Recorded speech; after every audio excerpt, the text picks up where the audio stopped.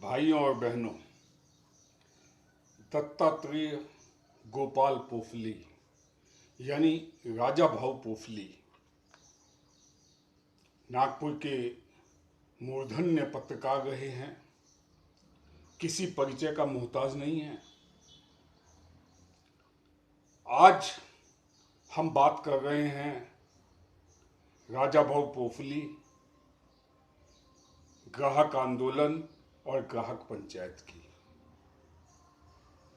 मुझे ये कहने में जरा भी संकोच नहीं है कि राजा भाऊ अपने आप में पूरा एक ग्राहक संगठन थे और अपनी कोशिशों से उन्होंने ग्राहक पंचायत को नागपुर या महाराष्ट्र ही नहीं बल्कि देश और विश्व के ग्राहक आंदोलन का केंद्र बना करके रख दिया। मैं ये बात यूं ही नहीं कह रहा हूं, इसके पीछे ठोस तथ्य हैं जिनका विश्लेषण करने से आप भी समझ जाएंगे कि राजा भाऊ पोफली क्या व्यक्तित्व था।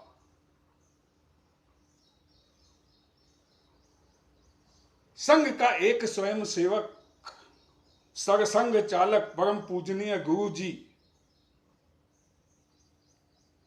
के एक वाक्य से प्रेरणा लेकर माननीय दत्तोपंत ठेंगड़ी जी के निर्देशन में अपना पूरा जीवन संघ कार्य को समर्पित कर दे, ऐसा व्यक्तित्व, ऐसा उदाहरण हमें राजा भाऊ पोफली में देखने को मिलता है। मित्रों,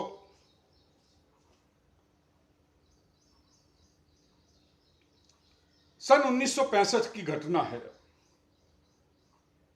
इससे पहले मैं आपको यह बता दूं कि ग्राहक पंचायत के अधिकतर कार्यकर्ता जो समझते हैं कि 1974 में ग्राहक आंदोलन का कार्य ग्राहक पंचायत ने शुरू किया, यह सही नहीं है। ग्राहक पंचायत के उदय के मूल में उनको जाना होगा, उनको समझना होगा। भाई ऐसा नहीं होता ना कि मुझे स्वप्न आया और मैं खड़ा हो गया और 4 दिन में मैंने संगठन बना दिया और देशव्यापी कार्य खड़ा कर दिया। उसके पीछे बहुत सी मेहनत होती है, बहुत सा कार्य करना पड़ता है, तब जाकर के किसी संगठन की नींव पड़ती है। हाँ, तो मैं कह रहा था कि 1965 में नागपुर में, मेरी इन बातों से आप यह भी अंदाज लगा लीजिए कि मैंने क्यों कहा कि नागपुर विश्व के ग्राहक आंदोलन का केंद्र राजा भाऊ की प्रेरणा और कार्य से बन गया। मैं ग्राहक आंदोलन के अंकुरण की बात कर रहा हूं कि यह बीज कहां से शुरू हुआ। 1965 की बात थी। माननीय दत्तोपंत ठेंगड़ी जी के नेतृत्व में केंद्रीय कर्मचारियों का आंदोलन चल रहा था, हड़ताल थी। दत्तोपंत जी नागपुर आए थे, कुछ कार्यकर्ता उनसे मिलने संघ कार्यालय महल पहुंचे। दत्तोपंत जी वहां थे नहीं, वहीं पर वो लोग विश्राम करने लगे। इतने ही समय में वहां से गुरु जी का गुजरना हुआ। उन्होंने कार्यकर्ताओं को बैठे हुए देखा। उनको मालूम था कि दत्तोपंत जी नागपुर आए हुए हैं, ये लोग उनके कार्यकर्ता हैं, केंद्रीय कर्मचारियों की हड़ताल चल रही है। इसलिए उन्होंने उनसे सहज ही पूछ लिया कि भाई आप लोगों की हड़ताल का क्या चल रहा है। कार्यकर्ताओं ने उत्साह से बोला, हड़ताल खत्म हो गई है, समझौता हो गया है। गुरुजी का अगला प्रश्न था, समझौता किस किस में और कैसे। कार्यकर्ताओं ने कहा तीनों पक्ष बैठे थे और आपस में बातचीत की, चर्चा की, समझौता हो गया। गुरुजी ने फिर पूछा, तीनों पक्ष यानी कौन कौन। कार्यकर्ताओं ने कहा कि सरकार,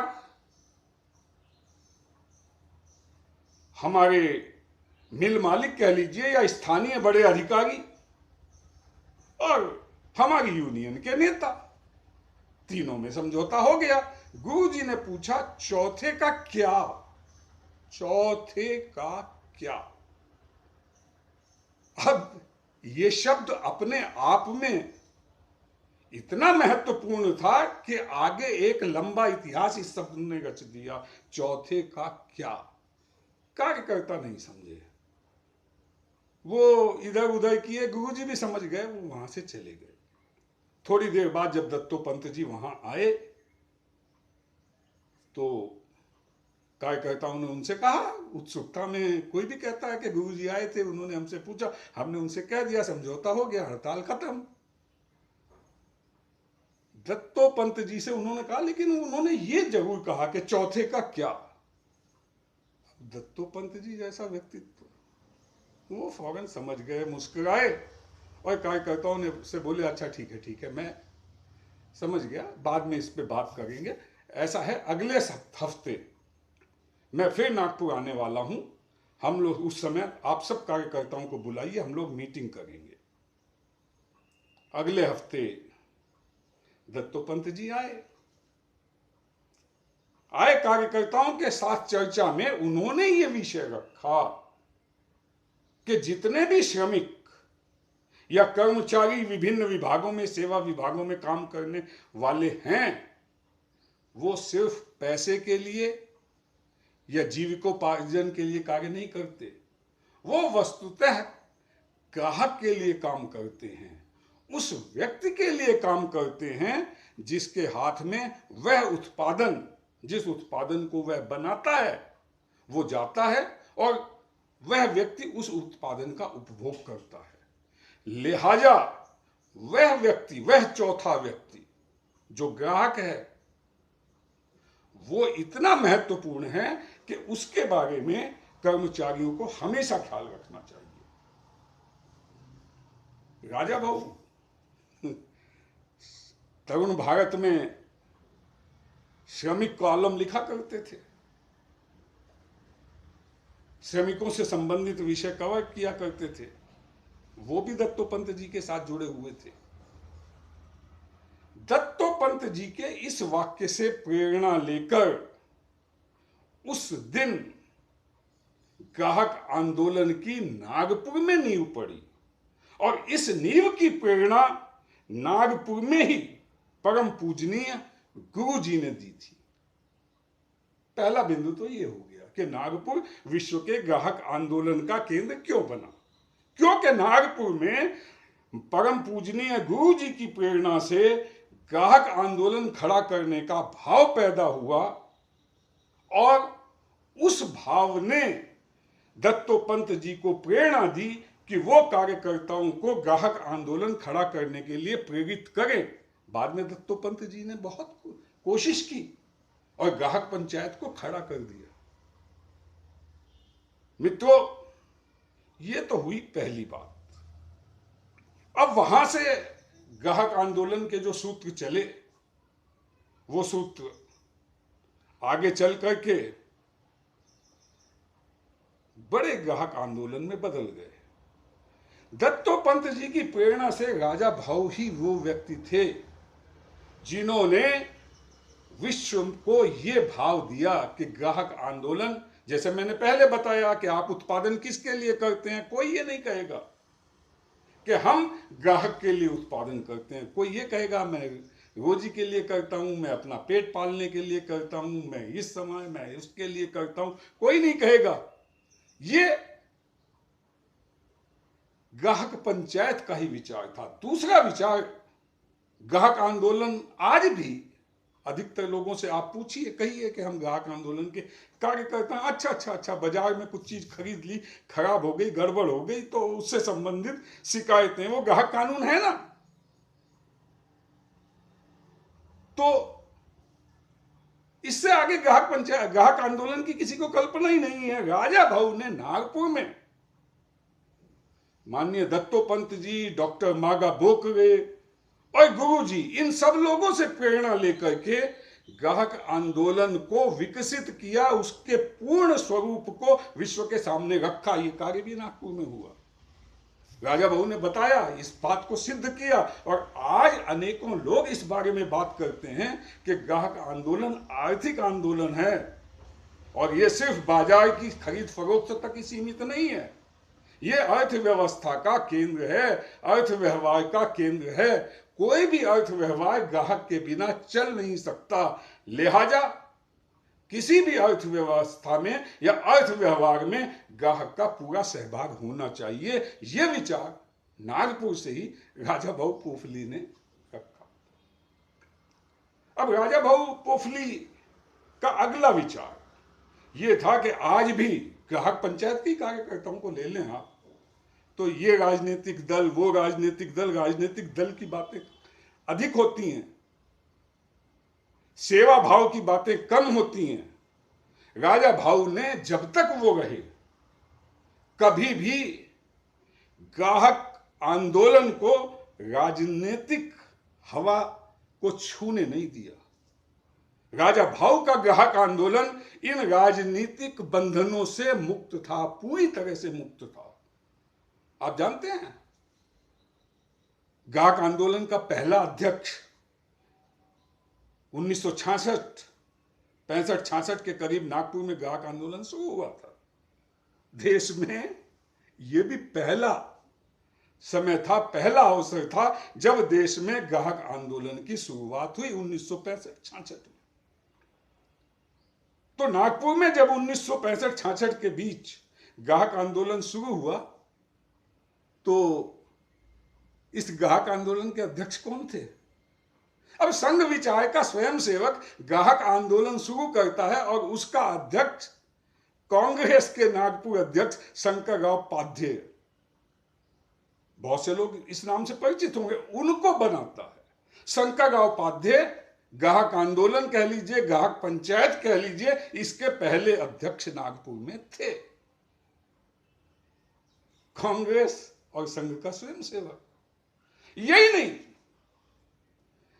जब नागपुर में विधानसभा का सत्र चल रहा था, यह आंदोलन था, आंदोलन का विचार था, तो राजा भाऊ की विधान परिषद के अध्यक्ष रासू गवई, उनसे बातचीत हुई। वो बहुत प्रभावित हुए कि ये तो बहुत अच्छा ग्राहक आंदोलन का कार्य है, ये आगे बढ़ना चाहिए।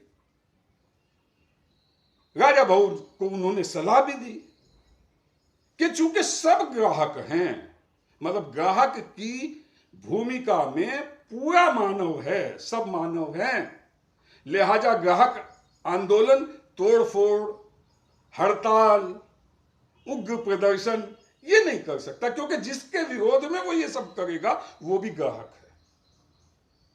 तो राजा भाऊ ने कहा, रासू गवई का कहना था कि ग्राहक आंदोलन संसदीय मार्गों से चलने वाला आंदोलन है, इसको संसदीय मार्ग से चलाना चाहिए। राजा भाऊ ने कहा कि आप हम लोगों का मार्गदर्शन करिए। रासू गवई तैयार हो गए कि मैं करता हूं आप लोगों का मार्गदर्शन। दूसरे प्रमुख राजनीतिक दल के नेता रासू गवई, वो भी संघ के स्वयंसेवक नहीं थे। वो ग्राहक पंचायत की बैठक में आए, उन्होंने कार्यकर्ताओं को संबोधित किया और पूरी तरह से बात करने के बाद उन्होंने ग्राहक पंचायत को सलाह दी कि देखिए, आपका आंदोलन संसदीय मार्ग से चलने वाला आंदोलन है, लिहाजा आपको इस संबंध में एक कानून बनवाना चाहिए। आप निजी विधेयक के रूप में ग्राहक कानून को विधानसभा में और संसद में रखवाइए। ये सलाह देने वाले ग्राहक पंचायत को सबसे पहले व्यक्ति आरपीआई के रासू गवई जी थे। तीसरा, अब रासू गवई जी ने यह सलाह दे दी। राजा भाऊ राम भाऊ मलांगी, जो उस समय जनसंघ के सांसद हुआ करते थे, उनसे मिले, बातचीत हुई। उससे पहले राजा भाऊ की मुलाकात एडवोकेट गोविंद दास जी मुंदड़ा, जो ग्राहक पंचायत के अध्यक्ष भी रहे, दूसरे अध्यक्ष ग्राहक पंचायत के बिंदु माधव जोशी जी के बाद एडवोकेट गोविंद दास जी मुंदड़ा ही थे।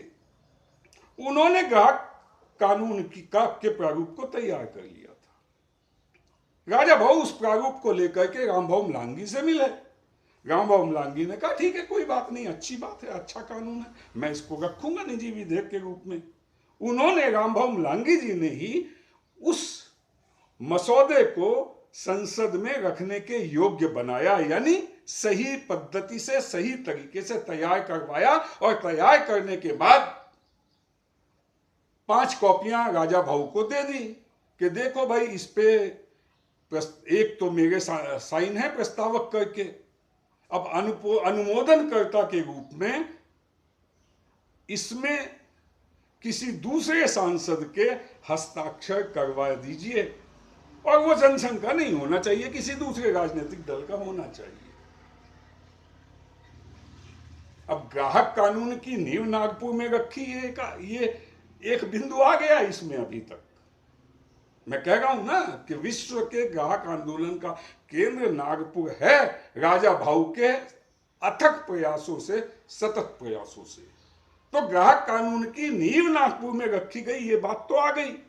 अब रामबाबू अमलांगी ने वो प्रारूप, वो विधेयक, निजी विधेयक का मसौदा तो राजा भाऊ को दे दिया, और उनसे कहा कि इस पे किसी दूसरे राजनीतिक दल के सांसद के दस्तखत करवा दीजिए। अब दूसरा सांसद, कोई कल्पना कर सकता है कि संघ और मुस्लिम लीग, संघ का स्वयंसेवक, संघ के कार्यकर्ता, या संघ समर्थित एक संस्था और मुस्लिम लीग, दोनों एक प्लेटफॉर्म, एक मंच पर खड़े होकर के आपस में गले मिलेंगे? ये श्रेय भी राजा भाऊ को जाता है। राजा भाऊ जब उस मसौदे को लेकर के घूम रहे थे तो उसी समय नागपुर में मोमिनपुरा, बहुत से लोग जानते होंगे मोमिनपुरा कौन सा क्षेत्र है नागपुर का, वहां पर एक किसी स्कूल का उद्घाटन समारोह था या कोई समारोह था स्कूल में, उसमें बनात वाला आए थे, मुस्लिम लीग के बनात वाला। उन्होंने प्रेस कॉन्फ्रेंस बुलाई, राजा भाऊ पत्रकार तो थे ही, वहां पे पहुंचे। अब राजा भाऊ जैसे समर्पित कार्यकर्ता की खासियत देखिए, जिन्होंने युवा राजा भाऊ को देखा होगा वो जानते होंगे, मुझे बहुत से लोगों ने बताया है, बहुत से सैकड़ों लोगों ने बताया है कि पहले तो पैदल ही राजा भाऊ चलते थे, उसके बाद एक लूना आ गई, उसमें एक छोटा सा थैला लटका रहता था, बस राजा भाऊ का की पूरी जिंदगी उसी लूना के आसपास गुजरी है। तो उस थैले में हमेशा राजा भाऊ ग्राहक विधेयक की वो प्रतियां लेकर के चला करते थे। बनात वाला से बात हुई क्योंकि उन दिनों आवश्यक वस्तुओं की पूरे देश में कमी चल रही थी, आवश्यक वस्तुएं उपलब्ध नहीं थी समुचित मात्रा में, लिहाजा ये प्रश्न तो सामने आना ही था। पत्रकारों ने पूछा कि लोगों को इतनी दिक्कत है, आवश्यक वस्तुएं नहीं मिल रही हैं, अन्न धान्य नहीं मिल रहा, इसके लिए आपने क्या किया? बस 2-4 प्रश्न हुए होंगे कि बनात वाला भड़क गए कि सब मैं ही अकेला कैसे कर लूंगा, ये तो सरकार को करना चाहिए या आप लोगों को करना चाहिए, आप आंदोलन करिए, आपके पीछे हम खड़े होते हैं, सपोर्ट देते हैं और सरकार को घेरते हैं। बनात वाला थोड़ा सा भड़के ही कि राजा भाऊ ने उनको पकड़ लिया, उनसे निवेदन किया कि आप कुछ नहीं कर सकते, तो जो ये लोग आवश्यक वस्तुओं की कमी से जूझ रहे हैं, मर रहे हैं, इनके लिए इतना तो कर ही सकते हैं कि इस विधेयक पे हस्ताक्षर कर दीजिए। राजा भाऊ ने विधेयक निकाल करके उनके सामने रख दिया। उन्होंने देखा राम भाऊ अमलांगी जनसंघ, फिर भी वो मुस्कुराए, बोले जनसंघ है तो क्या हुआ, लाओ मैं दस्तखत करता हूं। तो मित्रों, जनसंघ और मुस्लिम लीग का मेल भी ग्राहक आंदोलन के माध्यम से नागपुर में कराने वाले राजा भाऊ ही थे।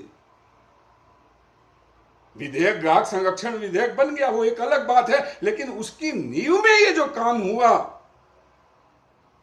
कि देश के 130 करोड़ लोग या जो भी मानव के रूप में जन्म लेता है वो ग्राहक है, ये स्थापित हो गया। और ये ग्राहक जाति, लिंग, राजनीति, इन सब से ऊपर उठ करके है, ये नागपुर में उस दिन राजा भाऊ ने सिद्ध करके बता दिया।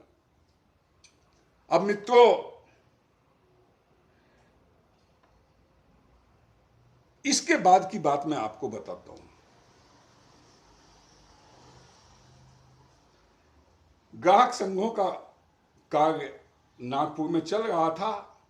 एक के बाद एक करके ग्राहक संघों का गठन हो रहा था। सबसे पहले